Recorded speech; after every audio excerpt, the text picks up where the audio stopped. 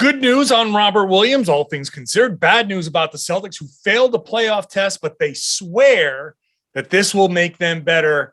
And I'll explain why right now on the Locked On Celtics podcast. Be ever ready. Recognize the city of champs. Boston, baby, we do what you can't. Locked on number 18, Tatum and Brown, J-team, step back. We gon' wet that and slay teams. Of course, the Celtics, who else could it be? Screaming like KG with the Larry O.B. Karalis above average, assessing the team status. Best daily pod, no cap, salary matching. Clutch like Bird the DJ, keep John on replay. Prime time, dapping up the truth on the sideline. Raining J's, how it started, raising banners, how we finished. Locked on Celtics pod, home of the winners. B. Hey there, welcome back to the Locked On Celtics podcast. Thank you for making the show part of your daily routine and your first listen every day. I tell you, my favorite thing is when I'm at the Garden at a game and I hear somebody say, "Hey, John," and I look over and they go, "First listen every day." Love it. Love it. Shout out to everybody who's done that. Appreciate you all. This show, free, available wherever you get podcasts. If you're new, subscribe, whatever your favorite podcast app, download it. Bring it with you in the car. I know people are starting to get their commutes back. I know you're probably not happy about that. Bring this podcast with you in the car so it'll make your drive better. Makes perfect sense. Shut the radio off. Do not listen to Boston Sports Talk Radio. Listen to podcasts. Listen to this one. And I'm telling you, your life will improve by an easy 16.5%, which, big promise. I'm John Karalis. I cover the Celtics for Boston Sports Journal. I've written a book called The Boston Celtics All-Time All-Stars. I was a media voter for the Celtics 75th anniversary team. Boston Celtics losing to the Miami Heat. I will talk about that in a bit. They lost 106-98. I will explain why they think this is actually a good thing. Later on, I'll explain why Daniel Theis should start. I do not agree with how this game went and what Ime Udoka did with Grant Williams starting. I'll talk about that later on. First, let's start with Robert Williams, who underwent surgery, tweeted out this morning on, I should say Wednesday morning, tweeted out Wednesday morning that surgery went great. Appreciate all the people who sent their thoughts and all that stuff.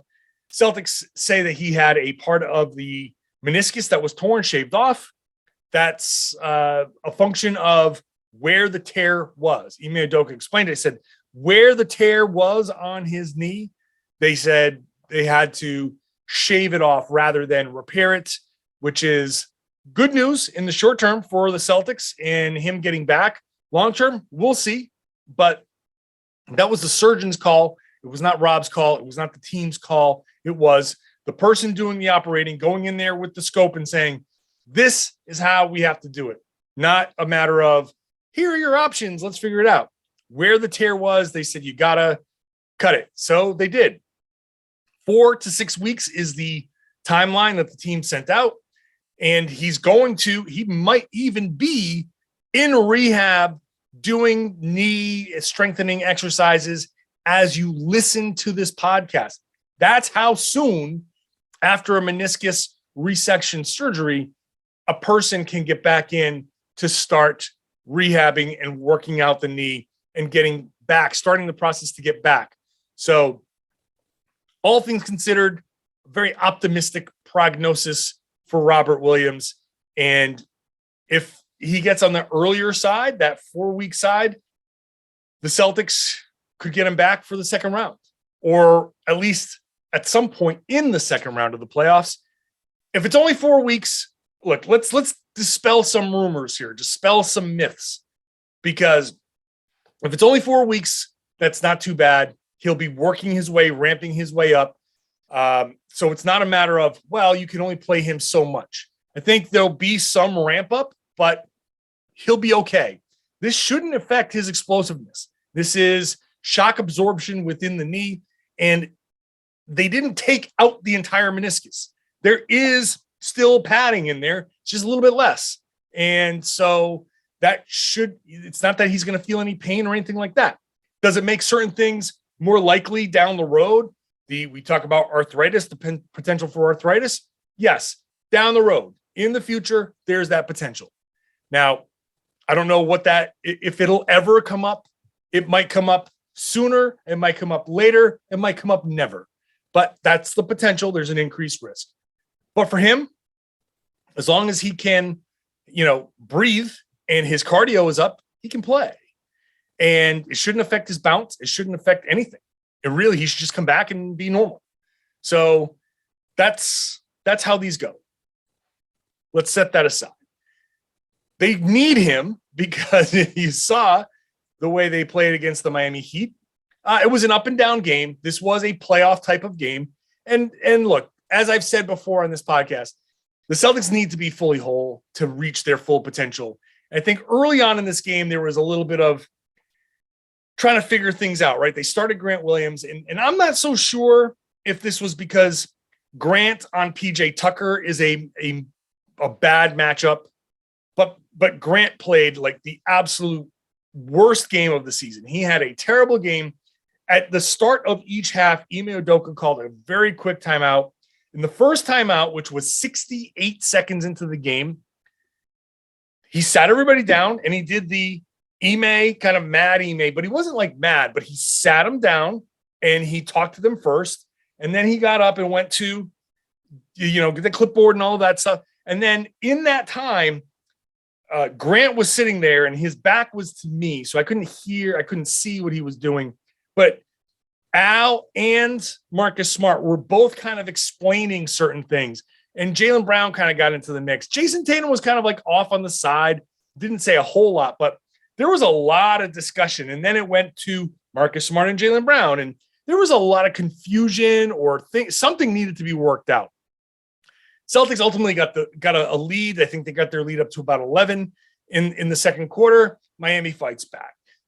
The Heat get their lead up to about 7 in the third quarter, and the 11. They got their lead up to 11 in the third quarter. The Celtics fight back, and then in the fourth quarter, everything just goes down the crapper.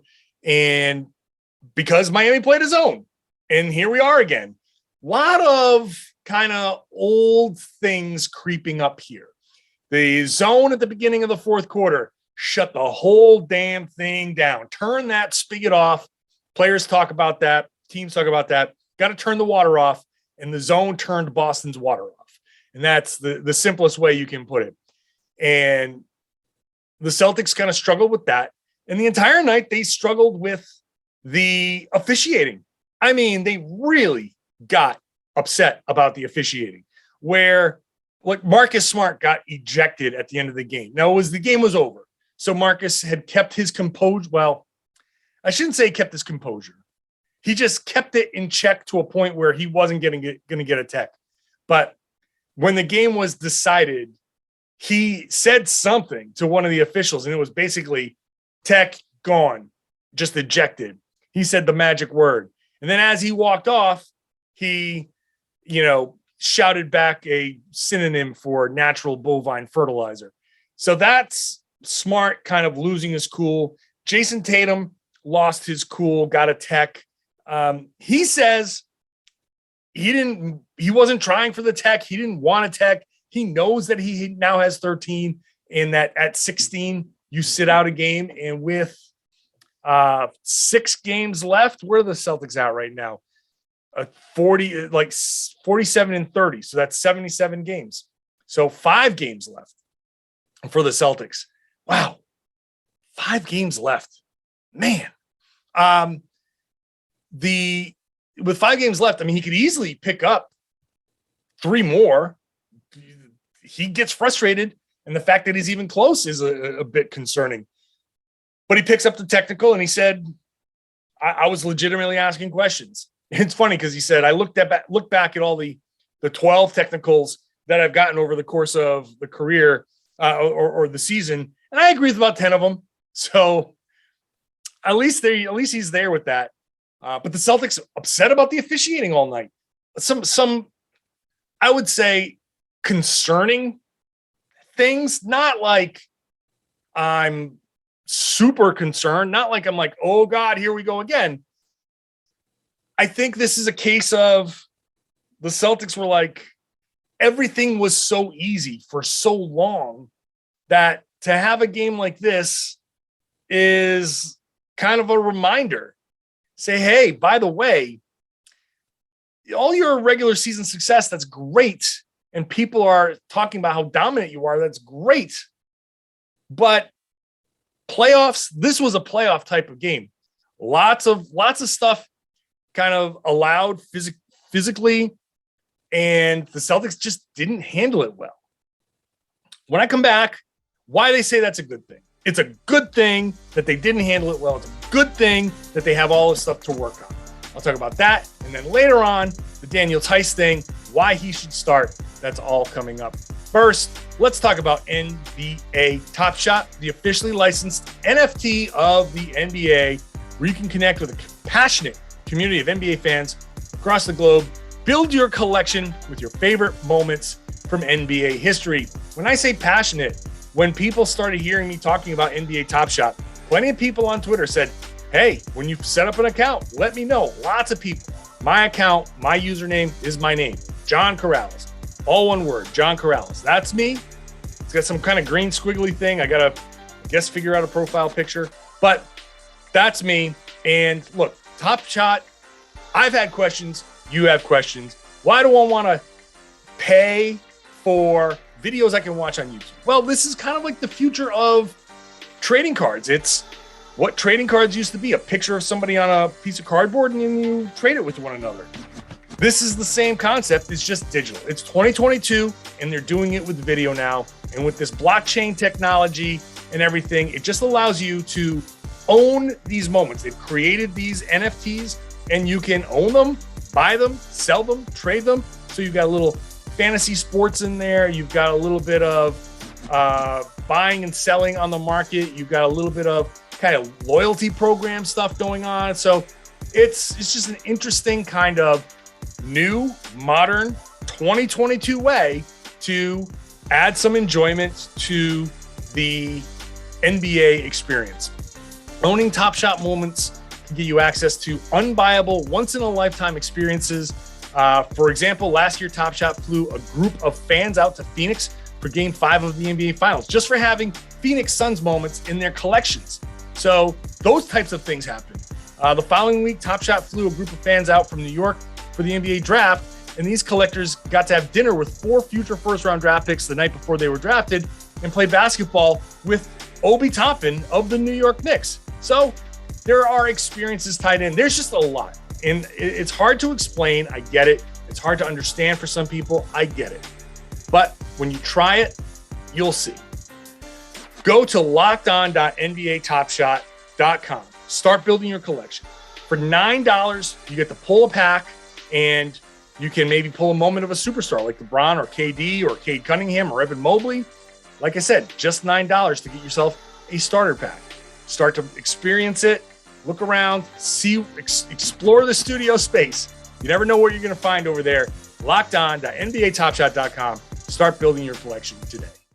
Thank you for making Locked On Celtics your first listen every day. I just really want to encourage everybody to experience the entire Locked On podcast network because there's so much. If you're in Boston and you're driving and you want something to listen to, okay, maybe some days you're like, I don't want to listen to Locked On Celtics because they lost. Got it. No problem. Locked On Red Sox.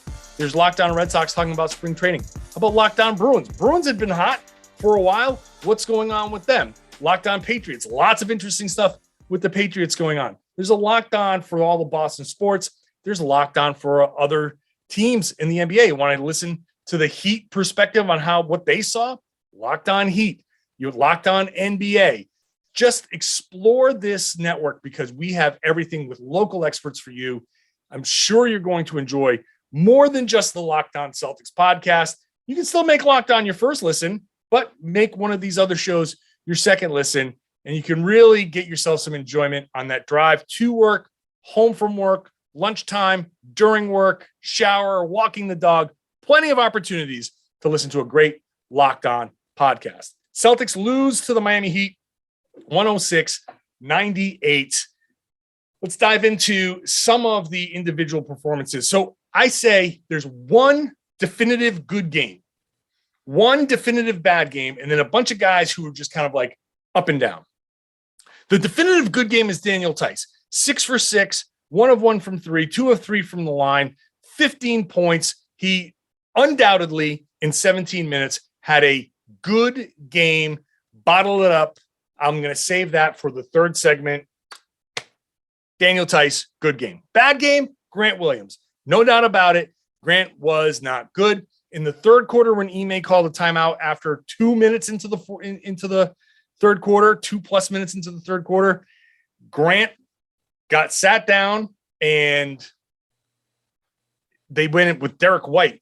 Now, I didn't see it. I was typing somewhere on the broadcast. I have to go back and watch.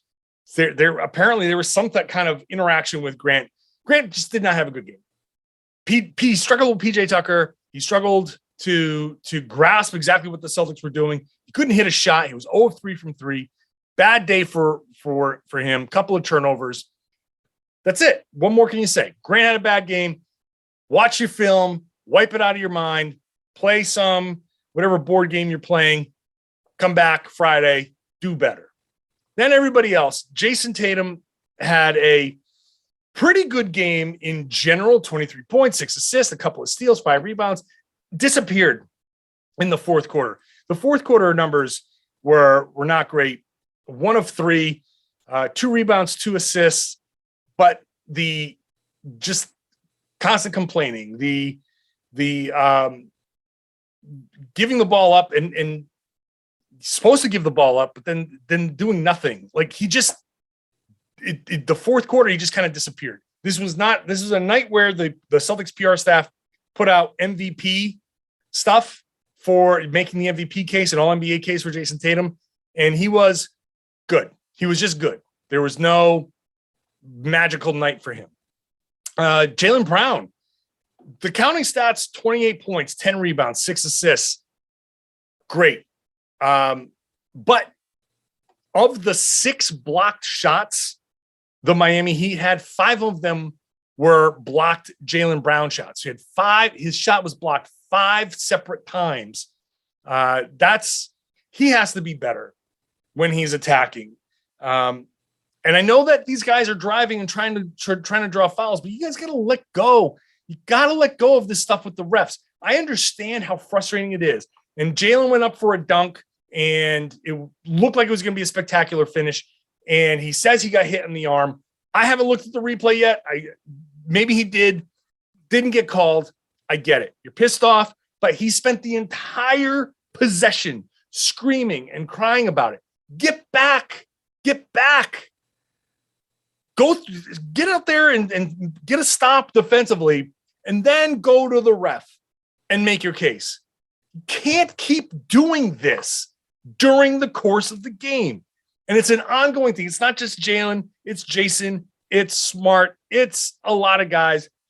Cannot keep complaining all the way down the floor. Shut up. You know, it's just, I get that it's emotional and I get that you think you were fouled, but damn it, every single time you go up, turning around and screaming and gesturing and all of that stuff, how do you think that you're going to get a call? How do you think that you're going to get respect from the referees? How? You're pissing them off all the time. They're human beings. You talk about I'm human, you're human. Like, referees are human. You think a ref wants to hear how much he sucks every single time the whistle blows or doesn't blow? Sometimes you just got to let it go, get back and play basketball. Then when there is a free throw, you can go over and be like, hey, on that play where how did I not get a foul? I thought this and this happened. And they'll explain it to you. And then they'll go into halftime and they'll look at it. And then in the third quarter, they'll say, hey, I blew it. Or no, we were right. But can't do it every damn time. Now, luckily, in this stretch, the Celtics have been dominating and it hasn't really mattered. But in these games, you can't give in to that kind of thing. All of this frustration here from Marcus Smart. Marcus Smart, by the way, 10 points, 8 assists, looks great, 3 steals. He had a definite defensive player of the year type of game, but 3 of 10 from 3, 3 of 15 overall. I don't like the trend of Marcus Smart shooting too much.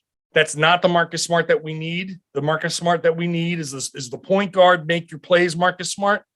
And I know sometimes he's open, but we can't get down to the point where he's like, hey, I'm the guy that's open, and it's because they want you to be open. Throughout the course of this season, he's done a really good job as the point guard. Still, when they say, hey, you go ahead and shoot it, still driving and finding a way to make a good play. But all of this stuff, the Celtics say, we swear this is good for us. We're okay with this. Ime said it after the game. Al Horford said it after the game. Jayson Tatum said it after the game. It's good for us that we went through this because it's slippage. The stuff with the refs, the missed assignments defensively. I know there's part of it. You're trying to figure out life without Robert Williams. I get it, but still slippage. You gotta focus here. All of this stuff, some of the ISO stuff, the shooting too much. This is going to be a monster film session for these guys. And they say, look, this is a very playoff type of game.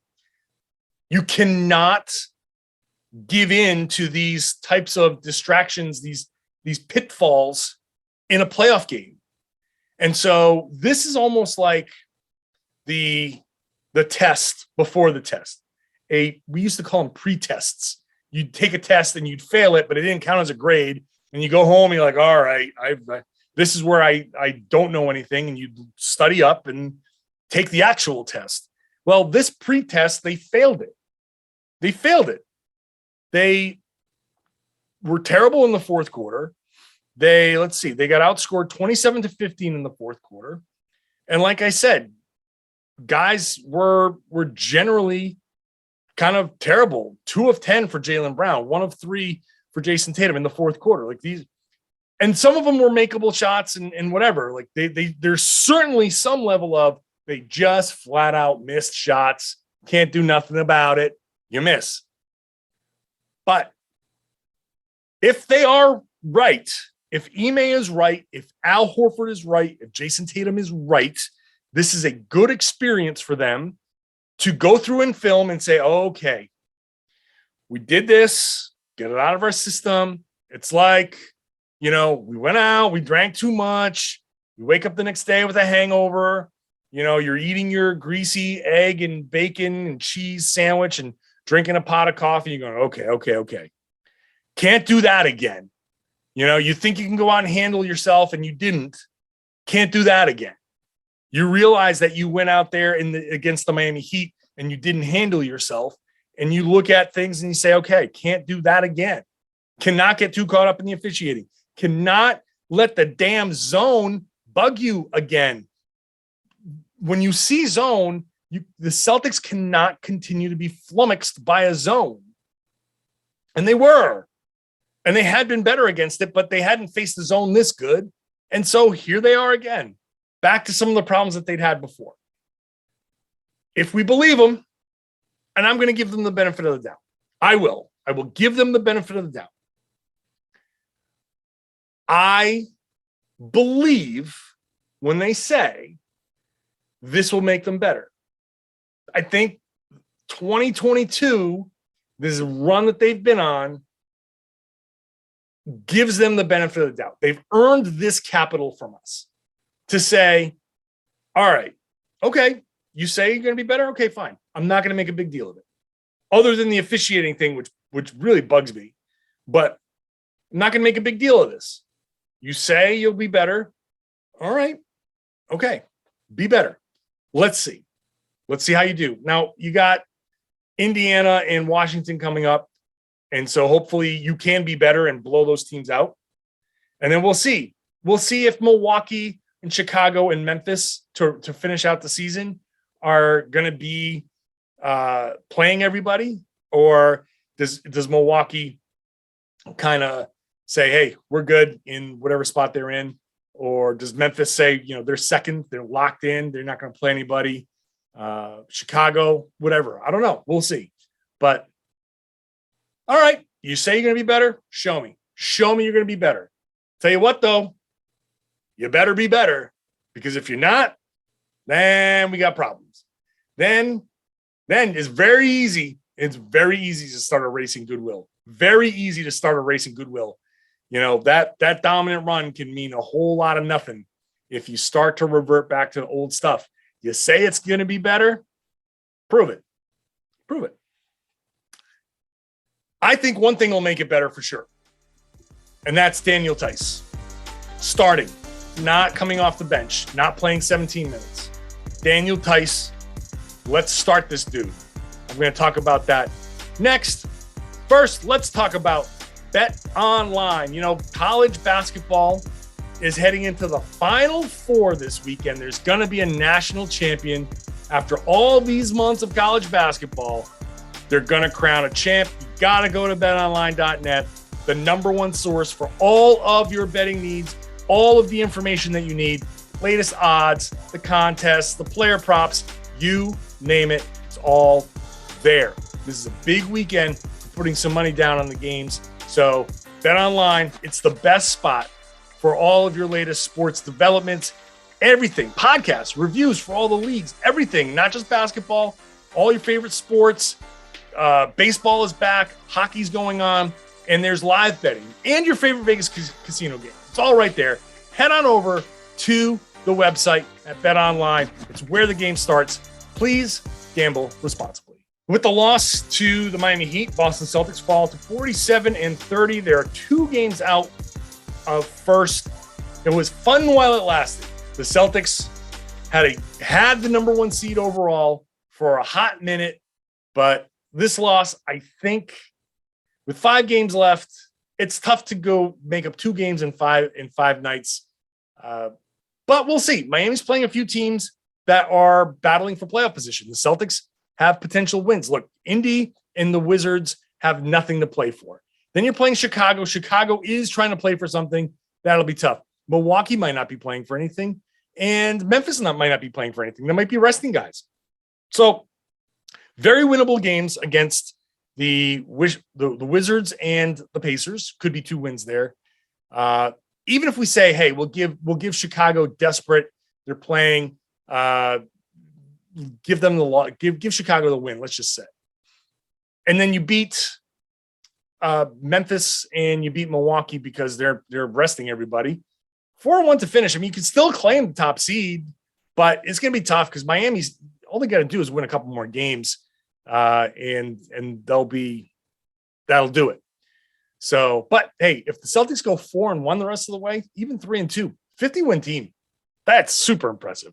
So I'm guessing the Celtics will end up finishing 3rd or 4th. They're tied, a virtual tie with Philly for 3rd, although Philly has 1 less win but 1 less loss. How are the Celtics still this far into the season? They played 2 more games than the Sixers. It's wild. So they're both 2 games back. We'll see what happens. If the Celtics end up 3 or 4, that's great.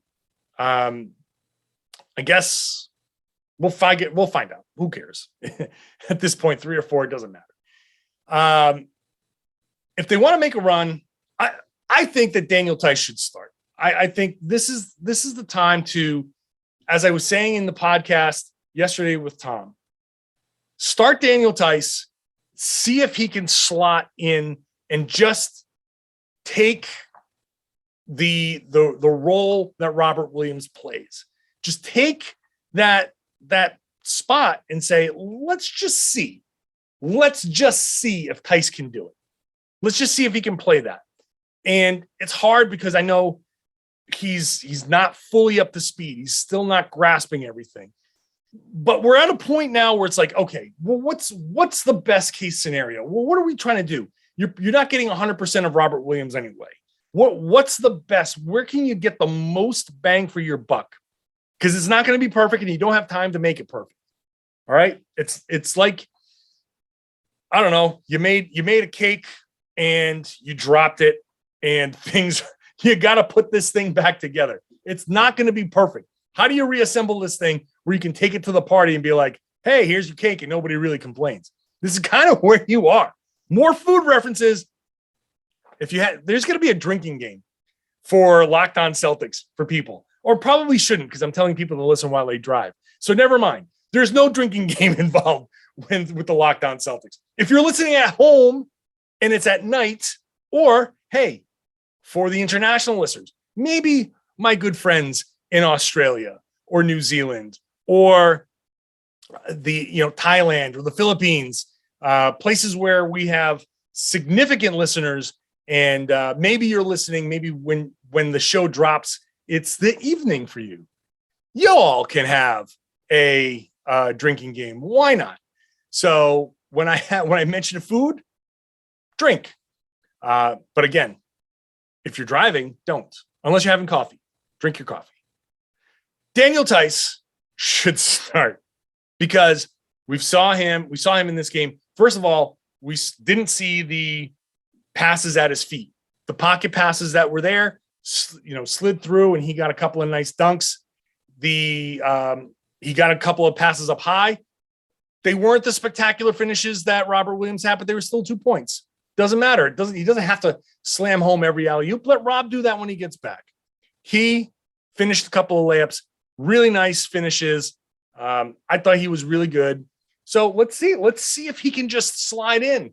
I don't see why not. Why disrupt? Why not keep Grant on the bench? Let him play that role where he's comfortable. Let's keep that continuity. And then when Rob comes back, he slides right back in and everything just kind of fits. Now, I understand that maybe you didn't want to put Theis in there with PJ Tucker. Maybe you didn't feel comfortable with him switching all the time and switching as much. Like Rob can do better switching. I get it. But I think Daniel Theis proved a little bit in this game that he's worth an expanded look. He showed that he can be a role man and an effective role man. He's shown that he can be a good help defender. I thought he did all right. Now, he didn't do everything perfectly. There was one particular mid-range jumper that Jimmy Butler hit in his face because, look, Theis isn't going to be like a coiled spring out there. He turned around. He was kind of flat-footed. He saw Jimmy Butler, and he couldn't get a challenge. He just kind of did a token, put the hand in the face. Like, that's it. Rob he's like a gazelle drinking from a water hole where there's an alligator in there, and they're always like on a spring because once that alligator pounces, you got to spring or else that sucker eats you. And that doesn't count as a food reference. That's a nature reference, which I also like to make. But Rob's on a spring, and he could probably challenge that shot, which probably makes Jimmy Butler not even want to take that shot. And that's why Rob is a special defender, or part of why. So I get it. It's not the same with Theis out there, but you're trying to get as much similar. Start the guy, see if he can give you a stretch, even if it's 6 minutes, 5 minutes at the beginning, that gives you that stretch where you can get similar production. Let's see if he can do it with Tatum. Let's see if he can do it with Jaylen. Let's see if he can do it under these circumstances, under this system. Let's see. I don't want to go. What I don't want is in these last 5 games of the regular season, Ime sticking to something that he says, he swears, like this is the way I think this is best. And I trust Ime. I do trust Ime. But I will also say that he may have a weakness in that he skews towards familiarity to, I think, a degree where I understand why you want that familiarity, especially this time of the season, but also you got to be willing to take that chance maybe a little bit sooner. Don't hang on to the familiarity too long. I understand you want a guy who understands the system and what you're looking for. I get that for sure. And maybe Daniel Theis isn't fully up to speed, but sometimes you just got to have some faith and take these 5 games to see. What's the worst case scenario? You stay in 4th, great. You play Chicago, and then if you play Miami again in a playoff series, that's fine. Despite this result, I'm fine with playing Miami in the playoffs. I'm fine with it. we'll see what happens. I will be back tomorrow. Celtics are practicing on Thursday, so there might be something new that comes out of practice. I will have Tom Westerholm back for the Friday show, so we'll have, I think, a good, fun show. If you missed yesterday's show, I thought yesterday's show was a lot of fun. I really love that a bunch of people were like tweeting at me the Mr. Pibb. If you missed yesterday's show, just go watch it because, we came up with the Mr. Pibb nickname for Daniel Theis, just tongue in cheek. Maybe it'll stick. People were saying Mr. Pibb on Twitter during the game. I love it. Let's do it. And then people were tweeting the Saturday Night Live skit, where they say Mr. Pibb and Red Vines, crazy delicious. Let's start. Can we do Derek White as Red Vines? Can that be a thing? Am I pushing it? Am I asking for too much? Leave your comment in the wherever down here on the YouTube thing. I think it's there where you put the comments. I don't know. On YouTube, subscribe wherever you get your podcasts. I really do appreciate you. If you're still listening and you haven't subscribed yet, wherever you get your podcasts, whatever your favorite podcast app is, you can find Locked On Celtics. It is on YouTube, as I've said. Really do appreciate people doing that. We're right up. We've crossed 4,700 subscribers. So marching towards 5,000.